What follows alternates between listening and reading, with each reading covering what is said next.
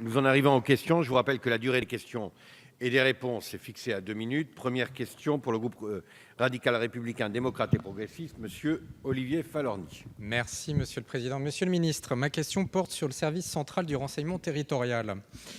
L'accroissement de la menace terroriste au cours de la période récente a fragilisé les services concurrents au renseignement intérieur et notamment les services départementaux du renseignement, dont les effectifs représentent aujourd'hui 60% de ceux des ex-RG, alors qu'ils en assurent 90% des missions.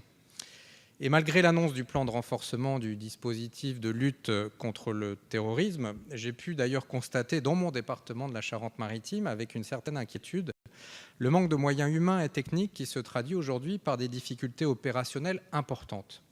Sur le plan des moyens humains, les 150 emplois créés en 2015 au sein du SCRT ont permis la création du service zonal d'appui opérationnel dans chaque grande région, mais n'ont pas concouru à gonfler les effectifs des SDRT.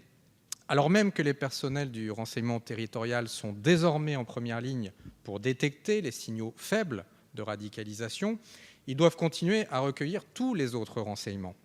Ainsi, les agents ayant leur mission principale en milieu ouvert rencontrent aujourd'hui des difficultés pour exploiter des sources en milieu fermé. Sur le plan technique, j'ai constaté un réel déficit informatique. À titre d'exemple, dans un service entier, un seul poste était relié sans filtre à Internet. De la même manière, les agents du renseignement sont dans l'obligation d'utiliser leur propre ordinateur portable et appareil photo avec téléobjectif pour organiser une filature. Alors bien que les crédits budgétaires soient proposés en hausse sur le programme Police nationale et que l'accent soit porté sur la lutte contre le terrorisme, ce que je salue, le renseignement territorial possède une faible autonomie budgétaire et de recrutement due à son rattachement à la sécurité publique. À titre d'illustration, il est aujourd'hui impossible de retracer les crédits affectés au seul SDRT. Ils sont noyés principalement au sein de l'action numéro 1, Ordre public et protection de la souveraineté, dont les crédits de paiement atteignaient 1,152 milliard d'euros dans le projet de loi de finances pour 2016.